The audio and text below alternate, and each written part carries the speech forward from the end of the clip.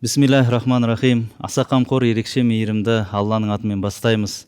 Ассаламу алейкум ва рахматуллахи ва баракатух. Қадірменді көрермен қауым. Адам қылып жаратып, ардақтаған Алла тағалаға сансыз мадақтар болсын. Сіздер әр бейсенбі және сейсенбі сайын жүретін тікелей эфирді маңызды мәселе бағдарламасын көріп отырсыздар. Иә, әр ата-ананың үнемі ойлайтыны ол әрине қалай баламды тәрбиелемесем екен, оған өнегелі тәрбие қалай берсек екен, ол балам қалай адам болса екен деген оймен, сондай ниетпен жүреді. Бізде бүгінгі осы тікелей эфирдегі тақырыбымызды бала тәрбиесіне арнап отырмыз. Яғни балаң адам болсын десең деп аталып отыр. Бүгінгі арнайы тікелей эфирімізге келген қонақтарымызбен таныстырып өтейік. Алматы қаласындағы орталық мешіттің бас имамының кеңесшісі Оралхан Рахматбекұлы және де спорт жұлдызы Ардақ Назаров. Қош келдіңіз. Ассаламу алейкум. Алейкум ассалам. Енді бұл тақырып өте маңызды тақырып. Өткен аптада біз жалпы ата-ананың қадір туралы айтқан едік. Осы жолы біз баланың тәрбиесі туралы сөз қозғасақ, жалпы қалай дұрыс тәрбиелеу керек? Көп ата-ананың осыны көкейінде жүрген сұрақтар болады. Сол сұрақтарға да жауап беріп отырсақ, бірінші сұрақтан бастайық. Оралхан мырза, жалпы осындай мәселелерді зерттеп жүрген көптеген мамандар бар. Қандай бір кітап бетін ашпасақ та, осы баланың тәрбиесі туралы көптеген трактаттар болсын, көптеген ғылыми жобалар да тіпті жазылған білеміз. Енді әр адам өзінше әртүрлі пікір айтады. Бірақ біздің ислам дінінде баланың тәрбиесі туралы Алла тағала не деді, немесе пайғамбарымыз саллаллаху алейхи вассалам өзінің хадистерінде, хадис шәрифтерінде бір нәрсе айтты ма екен? Осы туралысында не дейсіз? Бисмилля, альхамдулилля, уассалату вассаламу аля расулилля. Аса қамқор, ерекше мейірімді Алланың атымен бастаймын. Кеш жарық баршамызға, күніміз берекетті болғандай, кешімізде қайырлы болсын. Жаңа сөз басында айтып кеттіңіз, көптеген зерттеулер жүргізуде деп. Ілгеріде баланы туа салысымен тәрбиелеу керек десе, кейінгі зерттеулердің нәтижесінде жоқ, оны бәлкім ананың құрсағында тәрбиелеу керек, оның әр айында әр беретін өзінің тәрбиесі болады деген секілді зерттеулер тағы жүргізді. Одан ары кететін болсақ, тіпті үйленбестен бұрын ата-ана денсаулығына қарау керек деген секілді баланың олда келешегінің кемел болуына септігін тигізеді деп. Пайғамбарымыз саллаллаху алейхи вассалам 14 ғасыр бұрын тахайяру линутафикум дейді. Өздеріңнің ұрықтарың тұратын орынды дұрыстап таңдаңдар дейді. Демек, ол денсаулықтан да бұрын, ол жүктіліктен де бұрын, тіпті сол жар таңдаудың өзі баланың тәрбиесіне қатысы бар нәрсе екен. Өйткені пайғамбарымыз фаиннал айрқа дассас дейді хадисінің жалғасында, анасын дұрыстап таңдаңдар, өйткені қан қуалайды дейді. Яғни баланың тәрбиесі анасын таңдаудан басталады. Анасын таңдаудан басталады екен. Сол үшін де біздің қазақта да жаңағы шешесін көрді, қызын ал деп жатады. Ол бекерден бекер емес. Неге? Ертеңгі күн сенің болашағың, сол ұрпағың сені төргеде шығаратын, сенің басыңды көргеде кіргізетін сол бала болғандықтан, сол баламның болашағы бұлыңғыр болмасын десең, оның анасын таңдауда біз зер салуымыз керек екен. Ал ол таңдау барысында да пайғамбарымыз саллаллаху алейхи вассалам жалпы өзі әйел затын таңдау барысында әлгі танымал хадис барлығымызға белгілі айтылады ғой, байлығына қарап алады, сұлулығына қарайды, оның жаңағы мансаптығына, пәленшенің қызы, төленшенің немересі деген секілді оның тегіне және де дініне деп келеді. Бұл не үшін пайғамбарымыз діні дегенді ең соңына түсіріп жатыр? Өйткені халықтың түсінігінде көбінесе солай. Ол нәрсені соңында қарайды. Көбінесе жаңағы сұлулығына, дүниесіне қарап барып, соңында барып, намазды оқимын екен деген секілді нәрсеге қалыптасып қалған. Пайғамбарымыз сол үшін де соны жоғары көтеріп жатыр. Фазфар бизати дин тарибат ядак, сен діндарын таңдасаң, қолыңа береке кіреді деп пайғамбарымыз ол таңдау барысында да қандай болу керек екендігін діндар ең біріншісінде. Енді діндар бола тұра, жаңағы қосымша айтылған, бірінші алдыңғы айтылып кеткен сұлулығы, оның көргенде жерден шығуы, оның мал мүлкінің болуы да, ол да бекер нәрсе емес дейді. Мынау біздің ғалымыз Әл-Харазми, ол кісі математик болған, сол кісі осыны өзінің саласына салып түсіндіреді осы хадисті. Әлгі сұлулығы да, байлығы да, оның тектілігі де, ол 0 сан деп алсақ болады дейді. Ал діні ол 1 сан дейді. Егер мынау 1 болмаса, 3 нөлдің барлығын жинасаң да ол бәрібір 0 дейді. Сол үшін 1 болса, қасына 0-ді қоса бер, 10, 100, 1000 да болуы мүмкін дейді. Алла разы болсын. Ардақ мырза, жалпы енді өзіңіз әкесіз ғой. Әкенің орны үйде ерекше болмай, оның баланың алдында оның құрметі жоғары болмай балаға тәрбие беру мүмкін емес деген сияқты көптеген пікірлер бар. Осыған Ареке не дейсіз? Жаңағы алдыңғы сұрақпен байланыстырсақ болады. Біздің дана Хакім абай айтады ғой, жасаулы деп малды деп байдан алма дейді. Кедей қыз арзан деп құмарланба, ары бар ақылы бар, ұяты бар ата-ананың қызынан ғапыл қылма дейді. Яғни сен байлығына, кедейлігіне немесе тектілігіне емес, керісінше ары бар, ақылы бар, ұяты бар, иманы бар, Құдайдан қорқатын тақуа қызға үйленетін болсаң, ертең сенің болашағың ол жаңағы болашағың зор болады деген сөз. Қазақ айтады, оның бәрін екі ауыз сөзге сыйдырған, жаңағы бір жылыңды ойласаң күрішек дейді, 10 жылыңды ойласаң ағашек дейді, егер 100 жылыңды ойласаң болашағыңды ойлағансаң ұрпақ тәрбиеле дейді. Бүгінгі таңдағы ұрпақ тәрбиелеу мәселесі жалпы әркім толғандыратын нәрсе. Өйткені әркім өзінен жаңа мықты ұрпақтың, білімді ұрпақтың, тақуа ұрпақтың, жалпы айтқанда ер азамат болса елін жерін жақсы көретін бір рухани тұлғаның қалыптасқанын, елдің бәрі жаңа баласының жақсы болғанын, биікте жүргенін қалайды. Бірақ қалағанмен де сол нәрсеге жұмыс істемейді. Өйткені көптеген біздің ата-аналарымыз көбі жұмыста, бизнесте, анда-мында шетелде жүреді жаңағы, бірақ бала тәрбиесіне келген кезде жаңағы көптеген шорқақ танытып ататынымыз бар. Мәселен жаңағы ең бірінші айтып өткендей жаңағы ең бірінші біз жалпы ол тәрбиенің бастауын анадан алуымыз керек. Өйткені біздің мәсқамыздың негізін қалаушы Әбу Ханифаның жаңағы әкесінің өзі егін шуып бір күні егін суғарып жүрген кезде жаңағы кесілген алманы тауып алады. Сөйтіп жаңағы бір тістеп оны жеп жаңағы алманы жібереді да жаңағы артынан ойлайды, ертең мына қияметте Алланың алдында мен жауап беремін ғой, сондықтан мұның ақысын берейін деп жаңағы өзеннің бойымен жоғарылап жүрген кезде жаңағы бір бағбан қарттың үйіне барады. Соның үйіне барып, мына сіздің алмаңызды рұқсатсыз жеп қойдым, енді мені кешіріңіз, бұның ақысын төлейін деген кезде жаңағы ақсақал жоқ балам, тұра тұр, сен менің 1 жыл қызметшім боласың, сол кезде ғана кешірем дейді. Ал енді жаңа Құдайдан қорқатын тақуа жігіт ақысын беріп кетіп қада болатын еді, бірақ әлгі кісінің разылығын алмай, батасын алмай кете алмаймын, одан да мен осы 1 жыл қызметшісі болайын деп қасында болады. Сөйтіп 1 жыл қызметшісі болған кезде әлгі ақсақал сәбиттің одан бетер тақуалығын көреді, оның дініне, намазына, жалпы болашақ мықты азамат болатынына көзі жеткеннен кейін 1 жылдан кейін барып жаңа уақыт біткен кезде сәбит ақсақалға барып, ақсақал, міне уақытыңыз бітті ғой, енді батаңызды беріңіз, кешірдіңіз ба баяғы жартылманың жаңағы ақысын деген кезде, шырағым кешірдім, бірақ тағы да бір талабым бар, сол талабымды орындаған болсаң мен сені кешіремін, риза болып батамды беремін дейді. Сонда ол қандай талап деген кезде, менің қызым бар, көзі көрмейтін, құлағы естімейтін, аяғы жүрмейтін, қолы шолақ сондай мүгедек қызым бар, соған үйленесің дейді. Сонда өзі тепсе темір үзетін жаңа 20-ның ар жақ бер жағында азамат қой, мысалы таңдап жүріп керемет сұлу үйленуге болады, бірақ Құдайдан қорқып, жаңа ақыреттен қорқып, жарайды ақсақал, сіздің бұл айтқаныңызға да көнейін, жаңағы ол мүгедек қыз болса да үйленейін, бірақ ертең Алланың алдында бұның бір қайыры бар шығар деген сияқты ақсақалдың айтқанына келіседі. Сөйтіп жаңа некесін қиып сәбитті ақ отауға жіберген кезде отаудың ішінде отырған ай десе ауызы бар, күн десе көзі бар, сондай бір сұлуды көріп шошып қашып шығады. Ақсақал-ау, сіз айтқан қыз ол жерде емес, басқа біреу ма деп шатасып қалдым деген кезде, шырағым, ол менің қызым дейді. Сондай сұлу жаңағы, мен саған айтқан жұмбақ түсінбеген екенсің ғой шырағым, оның құлағы жоқ дегені ол ешқашан өсек естімеген, ғайбат естімеген, жаманды естімеген, көзі жоқ дегенім ол харамды көрмеген, жаманды көрмеген, тілі жоқ дегенім ол жаңағы мақау дегенім ешқашан өсек айтпаған, өтірік айтпаған, жалған сөйлемеген, ғайбат айтпаған, біреуді жамандамаған, аяғы жоқ дегенім үйден аттап баспаған, жаман жерге бармаған, қолы жоқ дегенім қолымен жаман нәрсені ұстап көрмеген, сондай тәрбиеде өскен менің жаңа қызым ғой, мен сені көріп әуелгі баста алманы алып келген кезде осы бір Алла Тағала жүрегіме салды, осы бала тақуа бала, жаңағы менің болашақ күйеу балам болады ғой деген сынақпен сені 1 жыл қасыма алдым, енді міне ақ некелерің қиылды, ары қарай отбасы бола қойыңдар деп батасын береді. Соның арқасында біздің жаңағы Ханефи мазхабының негізін қалаушы тақуа Әбу Ханифа өмірге келеді. Оның анасы қандай тәрбие берген, мысалы дәретсіз емізбеген, кішкентай кезінде 3-4 жасында бүкіл Құранды жаттап алған, қандай дана ғалым болады мысалы.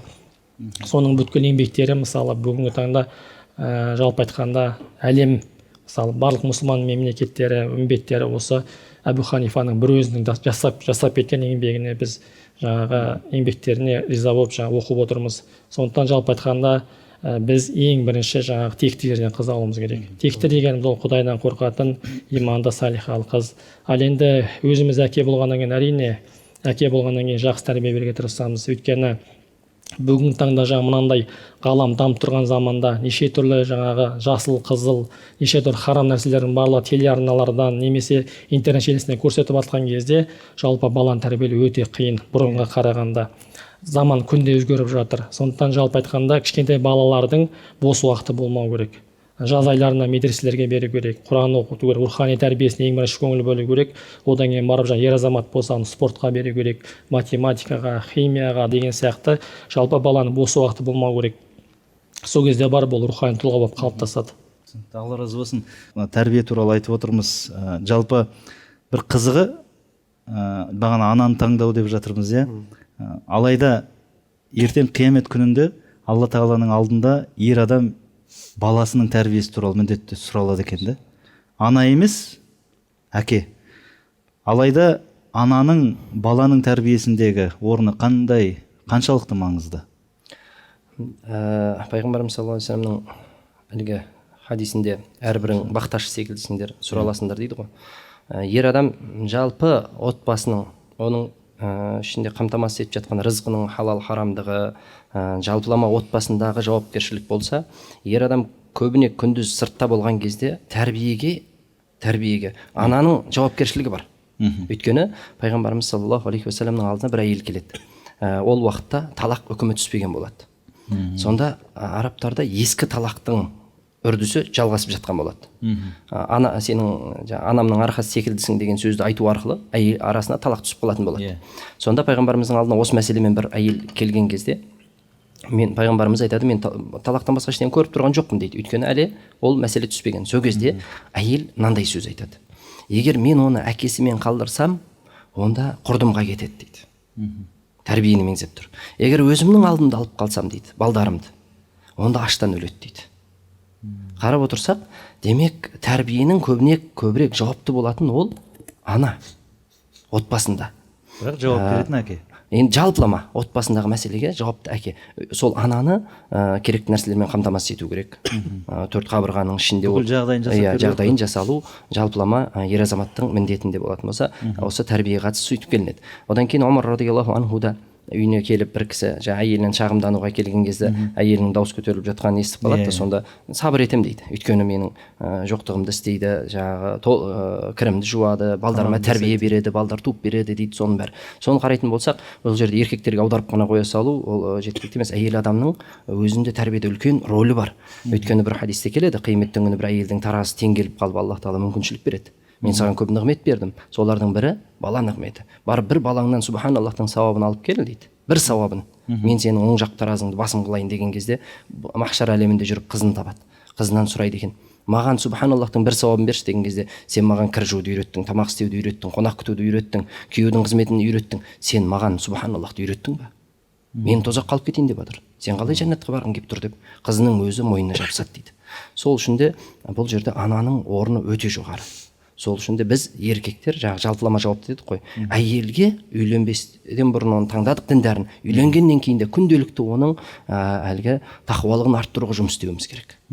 Оның мынау ілгерідегі ізгі әйелдер айтады екен, үйінен шығып бара жатқанда отағасына: біз тозақтың отына шыдай алмаймыз, аштықпен суға шыдай аламыз. Бізді адал рызық алып келіңіз, бізге харам алып келмеңіз. Әйелі күйеуіне айтады екен. Сол үшін де ер адамдар осы нәрселерге қатты мән беру керек. Адал рызық өткізу керек оның әйелінің. Өйткені болашақ балдарын тәрбиелеуге оны жақсылап бір мектеп қылып дайындап шығару керек. Арабтарда тәмсіл сөз бар: мадраса дейді.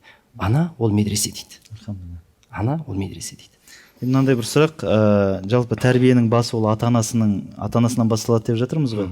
Бірақ сол ата-ана тұлға болу керек, әрине. Сол тұлға ретінде қалай қалыптастырамыз баланың алдында? Мына ғылымда өз дәлелденген нәрсе бар. Қанша айтқаннан бір көргеннің көп тез есте қалатындығы. Көрген нәрсенің. Сол үшін де жаңағы Артекең айтып кетті, телевидение, интернетте желісі, бала ілгерде осы нәрселердің кем болғандығы, жоқ болғандығынан да көбірек информация ала алмайтын еді. Азынан кешке дейін кімді көреді? Мұғалімдерін ғана көреді, немесе көшеде достарын, және әке шешесін болды. Содан оның ақылағына қатты әсер бермейтін еді жаман қылықтар қарайтын болсақ. Қазір алатын нәрсе көбейіп кетті. Мәдениетімізге жат қылықтардың бәрін көре беретін болды. Сол үшін де ата-ана шынында да бір балаға бір үлгі болатындай бір тұлға болу керек екеуі де. Бір осы қыздар медресеміздің бір ұстазына хабарласады бір жігіт. Тақуа осындай болашақ ұрпағымнан үміт күтем, сол үшін де сондай бір қыз бар ма деп сұраса, медресенің ұстазы айтқан екен, Фатиманы іздеп жүр екенсің ғой, онда өзің Али болып бақ деп. Сол үшін де ата ана Али мен Фатимадай болса, Хасан Хусейндер дүниеге келеді. Иншалла. Инстаграм желісінен бізге мынандай бір сұрақ келіп отыр екен, Дана Табжанова. Жалпы баланың имани болмысын, иманын қалай біз арттыра аламыз дейді, ары қарай, одан сайын жоғары қылып. Не істеуіміз керек? Бағана мысалы Ардақ мырза айтып отыр ғой, жазда мысалы медресеге беру керек. Енді әр адам өзінше амал жасайды ғой. Біреу медресеге бере алмауы мүмкін. Жалпы бұл жерде мына Осман империясын бәріміз жақсы білеміз. Кезіндегі Стамбулда алған Мұхаммед Фатихты қалай тәрбиелеу жөнінде бір ұлы оқиға бар. Әкесі Мұрат Сәни бала кезінен бастап Мұхаммедті үлкен жауапкершілікке тәрбиелейді. Оны жаңағы 13 жасынан бастап жауапкершілікті ертерек сезінісінде болған жаңағы бір қалаға әкім қылып қояды. 13 жастағы бала Мұхаммед Фатих. Сонда жаңағы әкесі Ахмад ибн Ибрахим әл-Харауани деген ғалымды жібереді. Балаға қолына таяқ береді. Сөйтіп мынаны барасың, менің баламды Мұхаммед тәрбиелейсің дейді. Сөйтіп жаңа ғалым барады, барғаннан кейін мен сенің әкеңнің атынан келдім дейді. Сені тәрбиелеуге мына таяқты беріп жіберді. Мына таяқ тек қана менің балам арналған таяқ, осымен тәрбиелейсің деп. Сонда жаңағы 13 жастағы енді ханның сарайында өскен бала кішкене шолжаңдау басында сонда қарқылдап күледі жаңа бала. Сонда сабайды. Жаңа быт-шытын шығарып сол жерде. Сөйтіп жаңа сол күннен бастап Мұхаммед жаңа өзінің ұстазы Ахмад ибн Ибрахимға ешқашан бір қарсы келмеген бетіне. Сол күннен бастап оның тәрбиесін алады. Ахмад оның тәрбиесіне көңіл бөлген соншалық оны ат өнеріне, атқа мінуге, аттың құлағында ойнайды. Қылыш өнері, садақ, найза, батырлықтың әр түрі, сонымен қатар астрономия, физика, химия, жан-жақты қандай білім бар, соның бәрін қалыптастырады, бойына егеді. 18 жасқа толған кезде баланың бойындағы бір парасаттылық пайда болады, ақылдылық пайда болады, және батыр болып қалыптасады. 18 жасынан бастап Ақшамсудин деген ғалымға береді. Сол замандағы Ақшамсудин, ол ғалымдардың өнегесі, тақуа, Алла Тағаласына сондай жақын ғалым болады, рухани ұстаз болады. Сөйтіп ол ары қарай жаңағы рухани тәрбиесін Мұхаммедтің дамытады. Күндердің бір күнінде жаңағы пайғамбарымыздың хадисін алып келеді. Константинопол қаласы ол алынады. Оны алған әскербасы қандай жақсы әскербасы, оның жаңағы қолбаш әскері қандай жақсы әскер деген. Сонда мұнда кімді меңзеп тұр дейді. Бала білмеймін дейді. Сен мұнда айтылып отырған дейді. Сонда кішкентай кезінен бастап ана баланың жүрегіне жалпы рухани тәрбие, оның сыртындағы жаңа қандай білім бар, сол замандағы жаңа астрономия деп отыр, математика, оның сыртында батырлық, парасаттылық. Жалпы әкесі 21 жасында қайтыс болған кезде бүткіл халифатты қолына алады бала. 21 жасында таққа отыр, сұлтан болады. Кейіндеп жаңағы өзінің сұлтандарының қасында жаңағы Ақшамсудиннің білімін алып, кейіндеп сол Константинопол, Стамбул қаласын ашады. Сонда әкелерінің өсиеті анау Османнан, жаңа Ертоғрылдан, Орханнан келетқан өсиет. Олардың мынандай сөзі бар да, балам дейді, мен сенің бойыңнан осы аманатқа лайық болатын тұлғаны көріп тұрмын дейді. Ешқашан жаңағы ғалымдармен бірге бол, ғұламалар мемлекеттің негізі екенін ұмытпа, дүниеге қызықпа, мұсылмандардың малына қол сұқпа. Егер де дүниеге қызыққан болсаң, онда сен дініңнен алыстайсың деген сияқты қағидаттар бар. Сол өсиетпен өседі балалардың барлығы. Соның арқасында жаңа пайғамбарымыз мақтап кеткен жаңа хадистегі әскер болып кейінде осы қаланы алады. Сонда қарап отырсаңыз, жалпы өзіміз баланың тәрбиесіне көңіл бөлуіміз керек. Етене, уайымдап, және ең бірінші нәрсе дұға. Өйткені ата-ананың дұғасы ешқашан кері қайтарылмайды ұрпағына жасаған. Біз дұға етейік, ізгі ұрпақ деп Алладан сұрайық, және жаңағы адал нәрсемен тамақтандырайық. Сонымен қатар өзіміздің тәрбиеміз жалпы жетпей жатқан болса, біз жаңағы рухани ұстазға беруіміз керек. Мешіттердегі имамдарға, жазда медреселерге, сөйтіп ары қарай баланы бір тұлға ретінде қалыптастыруға біз күш салуымыз керек. Сонымен қатар баланы бүгінгі таңдағы жаңағы қандай жағдайдың бәрі жасалған, қандай білімдері бар, жаңағы бізге керек, соның бәрімен баланы қаруландыру керек. Сол кезде ертең сіз балаңыздың бойынан мықты парасатты тұлғаны көре аласыз. Ал егер бала енжар болса, жалқау болса, жаттығуға бармай ақ қойсын, шаршады ғой шырағым дейтін болсақ, онда бала ертең жалқау болып өседі. Сондықтан баланы жаңағы біз сілкіп ұстайтын болсақ, жанын шығарып тұрып, қазақша айтқанда тәрбие беретін болсақ, ертең ол бала рахметін айтатын болады. Иншалла. Бізге хабарласқан көрерменіміз бар екен, алғашқы. Сол кісіні қабыл алайық, күтіп қалған екен. Алло, тыңдап тұрмыз, тікелей эфирдесіз. Саламатсыз ба? Саламатсыз ба? Сұрағыңызды қоя қойыңыз. Бүгінгі тақырыптарыңыз маған қатты ұнап отыр. Жаңағы Ардақ ағаның айтқан сөздері қатты ұнап отыр. Енді Ардақ ағаға өзім сұрағым бар еді. Қоя қойыңыз. Жаңа енді өзіңіз айтып жатсыз ғой, бала тәрбиесі жайлы. Сол өзіңіздің балдарыңызды қалай тәрбиелейсіз қазірден бастап, кішкентай кезінен бастап? Алла разы болсын. Рахмет сұрағыңызға. Әрине, ең бірінші біз жаңа айтқандай анасынан бастадық барлық нәрсені. Одан кейін барып, бүгінгі таңда екі кішкентай бүлдіршінім бар. Пайғамбарымыз саллаллаху алейхи вассалам айтқан, балаларыңа жақсы есімдер қойыңдар деп, ертең қиямет күні сол есіммен шақырыласыңдар. Есімдердің ең жақсысы Абдурахман, Абдуллах деген. Одан кейін пайғамбарлардың есімі, батырлардың есімін қойсақ болады. Сол сияқты менің жаңа Мәриям, Мейірім деген екі қызым бар. Мәриям анамызды жақсы білесіздер, өйткені адам баласы үнемі біз жақсылықтан ниет ететін халықпыз ғой. Жақсы жарым ырыс дейді қазақ халқы. Сонда Мәриям анамыз сияқты Құрандағы Иса пайғамбардың анасы, Алла тағала мақтаған жәннаттағы 4 әйелдің бірі, жәннаттың төресі жаңағы. Сол Мәриям анамыз сияқты болса деп, сөйтіп Мәриям деп қойдық. Екіншісі бір Алланың мейірімі түссе екен деген сияқты Мейірім деп қойдық ат қою мәселесінде. Ал енді бүгінгі таңда тәрбиесіне келетін болсақ, әрине ең бірінші мен оны жаңағы Құдайдан қорқатын имани тәрбие бергім келеді. Ол бала бүгінгі таңда сіздің жаңа қызыңыз болсын, ұлыңыз болсын, ертең бойжеткеннен кейін, ұлың ержеткеннен сізді тыңдамайтын болады, егер жақсы тәрбие бермесеңіз. 15 жасқа дейін сіз тәрбие бердіңіз, ол сізді тыңдайды. Ал 15 жастан кейін ол өз қолым, өз аузыма жетеді, шырағым, сендерді танымаймын деп айтуы мүмкін. Ол бүгінгі таңда болып жатқан жағдай мысалы. Сондықтан ең бірінші жүрегіне имани дәнекті егуіміз керек.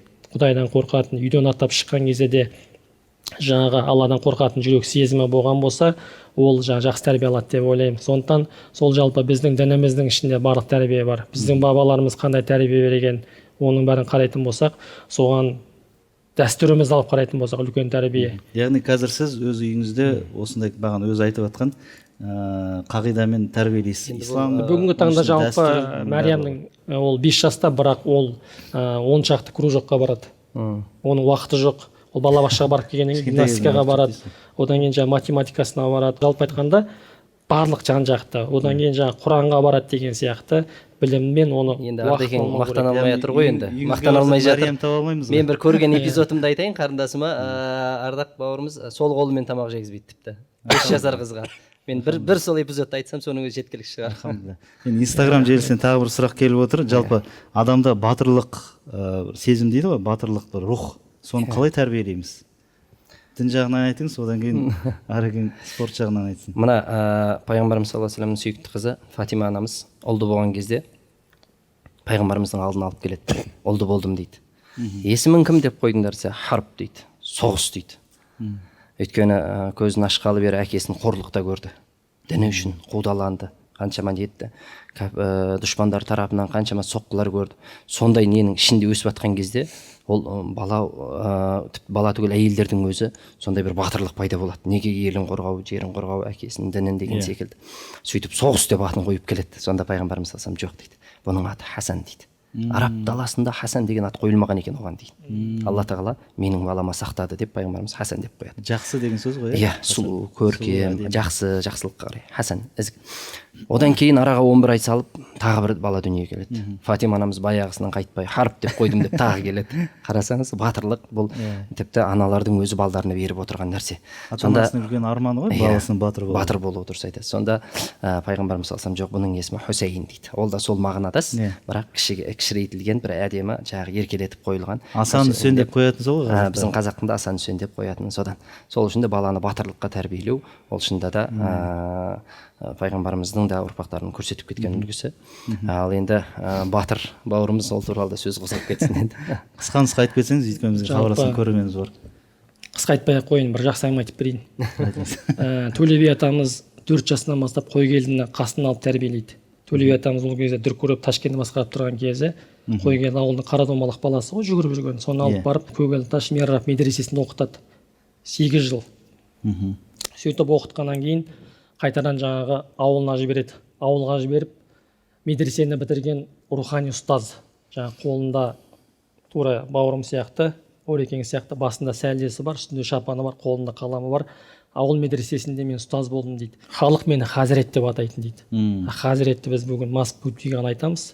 Ана білімділігін қарасаңызшы, кімнің, Қойгелдінің. Сөйтіп күндерінің күнінде қалмақ тұтқиылдан шабуыл жасаған кезде басымдағы сәлдерін шешіп дуылға кидім дейді. Үстімдегі шапанымды шешіп, сауыт сайман кидім, қолымда қаламын тастап, жаңағы қылышпен найза алдым дейді. Сөйтіп Аңырақай шайқасында ұлы жүздің бас батыры болып 30 мың әскер ұлы жүзден шығады, кіші жүз бен орта жүзден соншама әскер шығып, жаңағы қалмақтың Аңырақай шайқасында бетін қайтарады. Сол кезде Төле би атамыз жаңағы кімді мақтайды. 7 рет жекпе-жекке шығып, қалмақтың атынан ат үркетін 7 бірдей батырын жекпе-жекте өлтіреді Қойгелді. Ойлаңыз. Қасында жаңағы інісі Қара батыр мен бауыры Ақша батыр екеуі жүр екен. Бауыры мен інісі қасында екі шетінде жүрген, ортада бас батыр жаңағы Қойгелді жүретін болған. Сонда жаңағы Аңырақай шайқасындағы ана батырдың ерлігіне разы болған жаңағы Төле би атамыз Абылай хан 300-дің басын қосып соғыстан кейін марапаттаған кезде Төле би атамыз ортаға шығып, арғымақты мақтаймын, шапқанда жылқы жетпесе, ақсауытты мақтаймын, атқанда мылтық өтпесе, арғымақты мақтаймын, шапқанда жылқы жетпесе, ақсақалды мақтаймын, бұзылған елді септесе, азаматты мақтаймын, мынау алыс жақын деп уәдеден кетпесе, Қойгелдім саған ризамын, ерме ерлік етпесе, армансызбын дер едім мынау қазақ елінде, осындай жастар көктесе дейді. Ананың Төле бидің қуанып тұрғанын қарасаңыз, мынау қазақ елінде осындай жастар көктесе деп не үшін айтып отыр? Өзі тақуа, өзі діни білімі бар, өзі ұстаз болған, өзі батыр, жан жақты. Сонда қазақ елінде осындай азаматтар болса, біздің болашақта тәуелсіз ел боламыз деген арманы. Сондықтан сондай бір рухани ұстаздар керек. Сонымен қатар батыр болу үшін спортқа беру керек. Бүгінгі таңда рухты тәрбиелеу керек дейсіз ғой. Иә. Батылдықты. Сол кезде жаңағы мысалы басында менде көп балалар жаңағы сұрақ қойып жатады, ардаға духты қалай көтереді деп, жаңағы духқа болғымыз келеді, жарысқа шыққымыз келеді. Мен айтамын, қорқақты қуа берсең батыр болады. Басында бізде қорыққанбыз жарысқа шығатын кезде, кейінде бетің үйренеді деген сияқты. Қорықпайтын адам болмайды ғой. Сондықтан нағыз батыр ол жауда өзінің жауын жеңген батыр емес. Нағыз батыр ол ашуы келген, ашуын жеңген батыр деп пайғамбарымыз айтқан. Сондықтан ол мықты спортшы болу емес, азамат болу біздің парызымыз негізінде. Оралхан мырза, жалпы әр адамның өзінше бір идеал деген болады ғой. Біреудің идеалы әртүрлі, мысалы спортшы болуы мүмкін, тағы басқа, біреудің идеалы әкесі болуы мүмкін. Ал дін тұрғысынан қарағанда, тәрбие тұрғысынан баланың идеалы кім болу керек?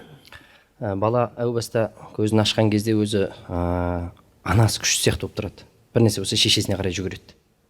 Жалпы рас. Одан өсе бара байқайды әкесі анасынан күшті екендігін. Кейіннен ер жігіт балдармен төбелесіп бастағанда әке-шешесіне айтып келмейді, өйткені таяқ жейтінін біледі дағы, ағасына сене бастайды. Бұл сенімнің қалыптасу кезеңдері баладағы. Сол үшін біз сол уақыттан бастап сенімді ең күшті Алла екендігін қалыптастыра білуіміз керек балаға. Мұрынды берген саған Алла, анаң бере алмас еді құрсақта жатқанда. Құлақты бер, сенім мәселесі. Ал енді үлгі жағынан пайғамбарымыз саллаллаху алейхи уассаламды Алла тағаланың өзі айтады, сендер үшін ең көркем үлгі дейді.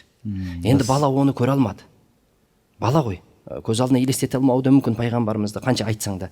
Сол пайғамбарымыздың айтып кеткен бойымыздан табылу керек болған сипаттарды әке өз бойына сіңіру керек. Және айтып отыр. Сөйтіп сол әке өзіне егер баласына үлгі бола алмаса, Құдай сақтасын, ол ертең басқа үлгі іздей бастайды.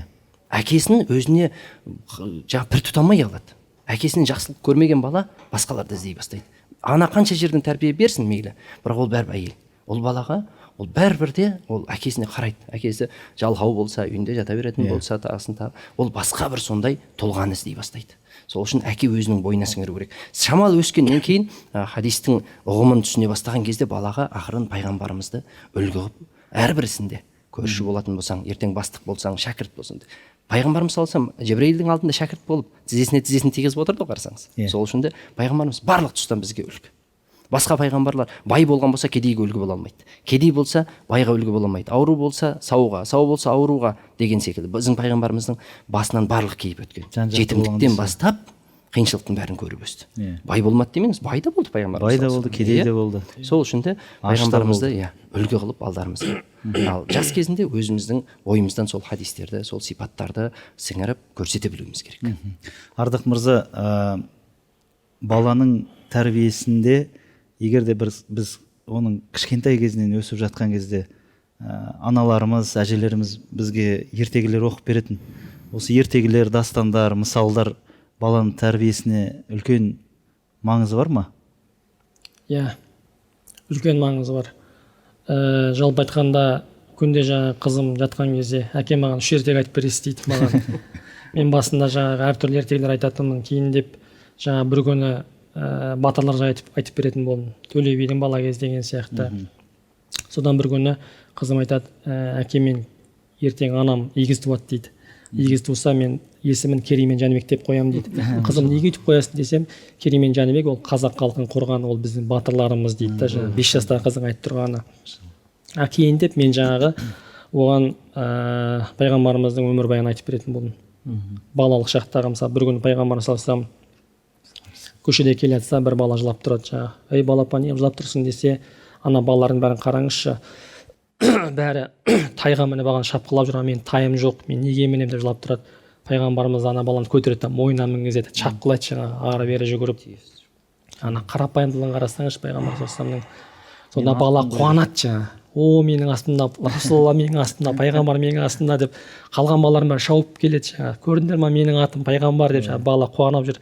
Сонда басқа балалардың барлығы тайымына жүрген. Шіркін-ай, менде тайым болмағанда ғой, мен де пайғамбарға мінетін едім деген сияқты. Сонда жаңағы қуанады. Содан бір күні Фатима анамыз жайлы айтып жүрдім. Сөйтсем кеше айтады мысалы маған, әке мен бүгін намазда Фатима болайыншы дейді. Ана баланың Фатимаға деген махаббат туып отыр да, кішкентай баланың. Өзі Мәриям аты. Болды сен Фатимасың деп қалжыңдап жатырмын. Сондықтан жалпы айтқанда бала ол жаңа бірінші Орекем айтқандай ата-анадан тәрбие алады. Екінші ата-ана жаңағы жақсы нәрсені нұрлы бұлақты жүрегіне құю керек. Нұрлы бұлақты. Ол егер де біз оны құймайтын болсақ, басқа бұлақ кіреді. Өйткені телеарнаның алдында отырады. Телеарнаның алдында бүгінгі енді жалпы мультфильмдер көреді көбінесе. Мысалы, оның ішінде көрсететін мультфильм бар, көрсетпейтін мультфильмдер бар. Совет үкіметінің кезіндегі мультфильмдердің өзі тәрбиелі болатын. Кезінде бұрынғы, бүгінгі таңда неше түрлі бірін-бірі атып қырып атқан мультфильмдер балалық шақтан бастап кішкентай кезінде қатыгездікке, одан кейін ашық-шашық киінуге тәрбиелеп жатыр кейбір мультфильмдер. Соның бәрін өте сақ болған жақсы. Кейде балаларымыз жыламасын дейміз да, көңілдер экранға отырғызып қоямыз. Ол нені көріп жатыр, нені қарап жатыр, жаңағы соның бәрін қадағалау керек. Одан кейін жыламасын деп телефон беріп қоятын шығардық қазір. Бір таныс досым айтып отыр, кіріп жаңағы ең соңында бала баса берген жаман нәрсеге бірақ кіріп кеткен ғой. Соны тығылып көреді екен. 3-4 жастағы бала, ойлаңыз. Арғы қадағалай. Бала кейін деп жаңа кірсек телефон тығады дейді бала. Барып қарасақ ана нәрсені көріп жатыр дейді. Сөйтіп, ой мынау не істеп жатыр деп анасына ұрыстым дейді жаңағы. Не қадағаламайсың балаға деп. Енді ана қайдан біледі, кейде тамағын жасайды, кейде басқа. Сондықтан өте сақ болған абай. Өйткені абайлауымыз керек. Жүрегіне нәрсе кіріп кеткен болса бала ғой, ол пәк. Жүрегі нұрланған. Ертең ол сол нәрсені істеуі мүмкін. Зардабын біз шегеміз. Қымбатты қонақтар, бізге хабарласқан тағы бір көрерменіміз бар сияқты, сол кісіні қабыл алсақ. Мына бағдарламаны мүмкіндік пайдаланып Ардақ мырзаға бір сұрақ қойсам ба деп едім. Қоя қойыңыз. Иә, тыңдап тұрмыз, қойыңыз сұрақты.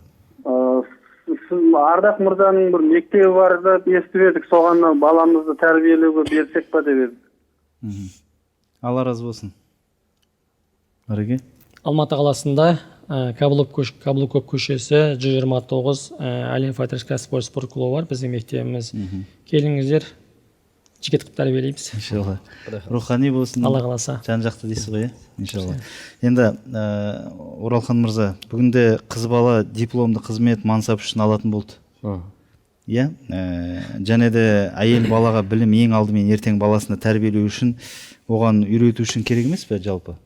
Иә, арасында да елден қалмасын, қатардан қалмасын деп бала оқыс келмесе де дипломсыз екен демесін деген мақсатта елдің алды болған ол саланы игерсін игермесін, сол саланы игерсін игермесін ақшасын сарп етіп соған беріп жатады. негізі бұл жалпы өзі қоғамда бір белең алып кеткен кезде оны тоқтату қиын, оны дұрыс жаққа бағыттай салу керек. Кейбіреулер тіпті мынандай сұрақ қояды, ол қыз болашақ келін дипломы бар ма жоқ па деген сұрақтарды қойып сол ғой, сол оқымаған, сауаты жоқ, жоғары білімдігі жоқ деген секілді белең алып кеткеннен кейін бір нәрсені оны тоқтату қиын, одан да дұрыс жаққа бағыттау керек. Онымен күреспей, керісінше жақсы жақты бағыттай дұрыс жаққа бағыттай білу керек та. Мейлі оқысын, мейлі алсын, бірақ қызыңды қосымша жаңағы үйірмелерге болса да беріп, оны анағып тәрбиелеуіміз керек та. Ол мейлі ертеңгі күні бір қай салаға болса да, инженер бола ма, басқа бола ма, медицина саласында бола ма, керек ол да қоғамға болсын, бірақ оның бірінші ана болатындығын ұмытпауымыз керек. Сол үшін де егер сен арнайы ондай оқуға бере алмайсың ба, онда қосымша болса да оны анағып тәрбиелеуге тырысуымыз керек. Ертең саған рахмет алып келетін де сол. Ең қиыны пайғамбарымыз саллаллаху алейхи вассаламның басына түскен қиыншылықтардың, пайғамбар болған үшін, пайғамбармын деген үшін ең қатты қиыншылықтардың бірі екі қызын талаққа алып келіп тастап кетеді. Иә, рас. Оңай емес. Бірақ кейін оны Зуннурайн дейді, екі нұрдың иесі деген Осман радиаллаху анхуға нәсіп етеді. Пайғамбарымыздың қыздарын әрине ол енді егер де менде үшінші қыз болса, Осман мен саған берермін дейді. Оны тауса да берермін дейді. Бізге хабарласқанда көрерменіміз бар екен, сол кісіні қабыл алайық. Алло, тыңдап тұрмыз, тікелей эфирдесіз. Мен бір балам үлкені 4 жаста. Кіші 3 жаста. Өмірін берсін. Алла салихаларын қылсын. Иә. Сол балаларыма мен үйде жүргенде бисмиллах деп, бисмилля рахман рахим деп айтып жүргендерді үйретіп жатырмын да, ислам діні жайлы ше. Бәрекелді. Енді осы 2-3 күн бұрын мен телефоныма мына жын шайтан жайлы видео келген ғой. Сол балама көрсеткен болатын. Сол видеоны көріп, балам үрейленіп жүрді, қорқып. Мен сол үйге кіргенде тамақ ішкенде бисмиллах деп айтсаңдар, жаңа жын шайтан болмайды деген. Мен балам сол үрейленіп кеше күні әке, мен бисмилла деп айтпай қойсын. Рахмет сұрағыңызға. Жалпы менің білуімше жалпы балаға ондай нәрсені көрсетпеген жақсы деп ойлаймын енді. Қалай ойлайсыз өзіңіз? Жаңа ертегі деді ғой. Мен байқағаным кешке қарай жаңа оқиғалар, ғұламалардың өмірбаянын айтып жатсам, 3 жастан асқан қызым қатты нете бермейді да. Жаңа кейіпкер, жақсы кейіпкер, жаман кейіпкер деп қысқаша бітеді ғой ертегі негізі. Соған құмартып тұрады да, үлкен екеуі мектептегілер. Ол анаған құмартады. Сол үшін баланың да әрқайсының өзінің жасы бар. Жаңа 5 жасқа дейін патшаңдай сыйла, одан кейін құлыңдай жұмса, досыңдай көр деп бекер емес. Сол үшін де баланың жасына қарау керек. Ол нәрселерде мүмкін жаңағы жын шайтандарды көріп, деп бір көз алдына елестеп осындай болады екен, аузубилля бисмилля айтсам кетеді екен ғой деген жасқа келмейінше балаға ондай негатив дейміз ғой жаңағы. Ондай нәрселер көрсетпегенде жөн болар. Психикасына әсер етеді шынында да. Түнде шоршитын болады, тағысын тағы. Енді дәл қазір өзіңіз жаңа пайғамбарымыз саллаллаху алейхи вассалам оқыған сүрелерін оқып, қолыңызға сүфтеп үрлеп, денесінің барлығын сөйтіп Ихлас, Фалақ, Нас сүрелерді оқып, сөйтіп кешке қарай оқыңыз. Құранда Аллах тағала мейірім және шипа етіп түсірдік мұъминдерге дейді. Сол үшін де солайша балаңызды асу етіңіз иншалла. Иншалла. Ардақ мырза, жалпы баланың тәрбиесі бұл өте бір ауқымды ғой, тек қана діни емес, оның бағанасы спорт дедіңіз, тағы да басқа. Кейбір балалар ортаға байланысты қылмысқа кетіп қалатын балалар болады. Бірақ сол қылмыстан оны алдын алу үшін, немесе ол бала қылмысқа кетіп қалмас үшін оған қандай тәрбие беру керек? Мысалы, егер де ол сол жерге түсіп кетсе, көбінесе мысалы спортта жүрген бауырларды оның ішіне кіріп кетіп жатады. Иә. Жалпы бұл негізі қылмысқа бала бірден бармайды. Ол үлкейіп бүгін мысалы үлкен қылмыс жасап жаңағы темір тордың артынан кетіп жатқанын, оның тамыры анау жақта. Ол кезінде ауылда жүріп тау ұрлауы мүмкін, жұмыртқа ұрлауы мүмкін, басқа бірдеңе. Көршіден жаңа мектептен барып ручкасын ұрлап келуі мүмкін, біреудің қаламсабын, дәптерін алып келуі мүмкін. Сол кезде ата-анасы тыймаған. Ей бала, мынау сенікі емес қой, бұны қайдан алдың? Бұл кімдікі?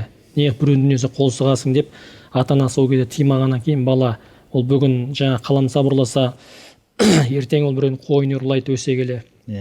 Одан кейін жаңа жылқыны ұрлайтын болады. Кейін қалаға келгеннен кейін үй тонайтын болады, үй тонап жүріп адам өлтіретін болады деген сияқты ол қылмыстың өсе береді. Жалпы айтқанда біз бүгінгі таңда сол кішкентай кезінен бастап ол біреудің дүниесі қол сұғуға болмайды. Жерде жатқан ақшаны алуға болмайды, жерде жатқан дүниені алуға болмайды деген сияқты баланың дүниені еге беретін болса, ол болашақта да қылмысқа бармайтын болады. Сол негізінде тәрбиеге байланысты. Түсінікті. Сөздеріңіз аузыңызда, бізге хабарласқан тағы бір көрерменіміз бар. Алло, тыңдап тұрмыз, тікелей эфирдесіз. Алло, тыңдап тұрмыз. Алло, саламатсыз. Саламатсыз. Сұрақ мынандай еді, бала тәрбиелегенде пайғамбарымыз саллаллаху алейхи уассаламның қандай өнегелер бар? Күнделікті біз өмірімізде кездесіп жатады. Алла разы болсын. Рахмет сұрағыңызға. Күнделікті кездесетін бір оқиға пайғамбарымыз саллаллаху алейхи вассаламның кезінде болады, сахабасымен бірге. Осылай мәжілісте отырғанда әңгіме қылып, бір сахабидің баласы жүгіріп келеді. Келген кезде оның маңдайынан сүйіп, аяғына отырғызады. Жерде молдас құрып отырғанда аяғына отырғызады. Шамалдан кейін қызы жүгіріп келеді. Қызы жүгіріп келсе, қызын қарсы алады дағы жерге отырғыза салады. Сонда пайғамбарымыз саллаллаху алейхи вассалам, ұлыңа істегенді қызыңа да істегенде әділ болған болар ең деген екен. Қараңыз, бұл өте маңызды нәрсе. Балдардың арасындағы әділдік ата-ананың ең үлкен міндеттерінің бірі. Ол мейлі жас кезде болсын, мейлі өскен. Жас кезде біреу алғырлау болатын болса, соны жақсы көріп кетеді. Ананы сен түк қақпайсың деп басынан ұрып шеттете бастайды. Өскен кезде тіпті қазір үлкен қарт аталарды көреміз, балдарының ішінде біреу жоғары мансапқа жетсе, соны күтіп, ойбай сол бірінші келсін, сол бастасын, сонымен ақылдасып, қалғандарына мән бермейді. Бұл ең үлкен әділетсіздік. Ата-ананың балдарының бәріне бірдей қарау керек. Еркелетсек те бірдей еркелетсеңіз де. Тіпті бір сахаба баласын шақырып атады, бергел бір нәрсе берем деп. Келген кезде қалтасынан бір тәтті шығарып береді. Сонда оны байқап тұрған пайғамбарымыз саллаллаху алейхи уассалам, егер бермегенде алдаған болар ең дейді. Өтірікші болып қалар ең дейді. Қараңыз. Күнде кездесетін нәрселер осылар. Сол үшін сол нәрселерге біз қатты мән берейік. Баланы алдауға өзіміз үйретпейік. Мен жоқ дей салшы деген секілді нәрселерді. Бар ғой телефонда мен жоқ дей сал дейді, тағысын тағы. Тағы бір соңғы сұрақ қойын, өйткені уақытымыз аз қалыпты. Кей отбасыларда баланы дүниемен еркелетіп жатады. Осы телефон алып беру, зат алып беру. Әртүрлі нәрсе, мысалы телефонда болсын, ақша болсын, тағы да басқа сияқты. Мынаны істесең мынандай нәрсе алып берем дегендей бір енді кейбір ата-аналар бұны дұрыс дейді. Бала кішкентай кезінен дұрыс па өзі? Енді ана ой еркі деген нәрсе бар да. Шариғатта кесіп түсіретін жерлер болады, харам мен халал деген. Оның арасындағы ортадағы тасталған мәселелер бар. Кейбір ата-аналар дұрыс дейді. Ол өскен, нарықтық замандамыз дейді. Бала өскен сайын бір пайда тауып, пайдаға істеп үйрену керек дейді. Бірақ бұның бір қауіптісі, егер сол нәрсені мақсат етіп алған адам, мақсаттың жолында кез келген қажеттілікті құрбан етеді. Дүние оңыздық үшін ғой. Қараңыз, мақсатты бір, егер сен дүниені қайтсең үйт, дүние тап деген мақсатпен өсіретін болсаң, ол ертең жаңа айтқандай, адал жолма, арам жолма қарамайды, ол соны мақсат қойып алған, кез келген нәрсені құрбан қылады.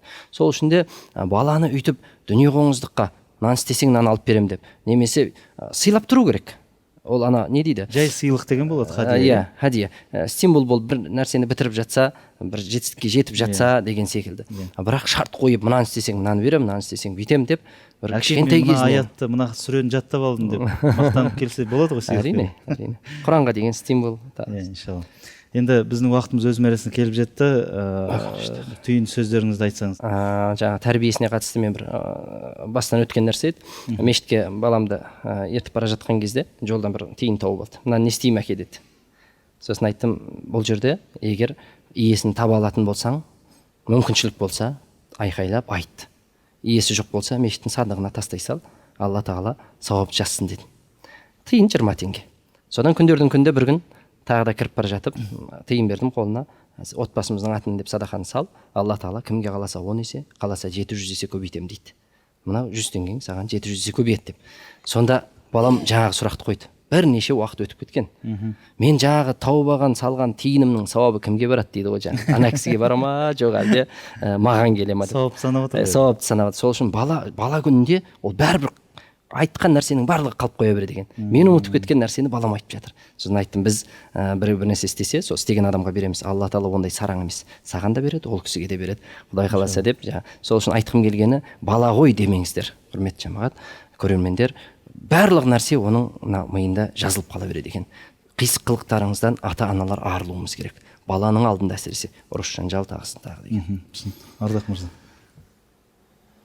Қазақтың әрбір отбасында Абай атамыз сияқты, Шәкәрім сияқты, Ахмет Байтұрсынұлы сияқты, одан арғысы берісіндегі біздің асылдарымыз сияқты ұрпақтар өмірге келіп солардың жолдарымен тәрбиелейік. Ертең қиямет күні де сол балаларымызбен Алланың алдында дәрежеміз көтерілетін болады, не Алланың алдында масқараланатын боламыз. Сондықтан біз Алланың алдында ертең барлық миллиардтаған адамдардың алдында, Алланың алдында жаңағы мынау осындай пәленшелердің ата-анасы балаларына сондай тәрбие берген, Құран үйреткен деп жаңағы нұрдан тәж кигізіп ата-анасын бүткілердің алдында мақтайды екен Алла тағала. Тура сондай ата-ананың қатарынан болды, бәрімізге нәсіп етсін. Қазақтың ұлдары иманды болсын, қыздары ибалы болсын. Елімізге Алла тағала жақсылық берсін, байрағымыз мәңгі желбірей берсін. Әмин, айтқандарыңыз келсін. Келіп уақыттарыңызды бөлгендеріңізге Алла разы болсын. Осындай бір керемет тақырыпты тарқатып жалпы түсіндіріп кеткендеріңізге Алланың сіздерге нұр жаусын иншалла. Келесі бағдарламаларда иншалла жүздескенше дейік. Қымбатты көрермен қауым, сіздер әр сейсенбі және бейсенбі сайын маңызды мәселе бағдарламасын көріңіздер. Кешкі сағат 8-де басталады, 9-да бітеді. Тікелей эфирге хабарласыңыздар, интернет желісіне, әлеуметтік желіге сұрақтарыңыз болса қоя жатарсыздар. Әзірге біз сіздермен қоштасамыз. Ассаламу алейкум ва рахметуллахи ва баракатух.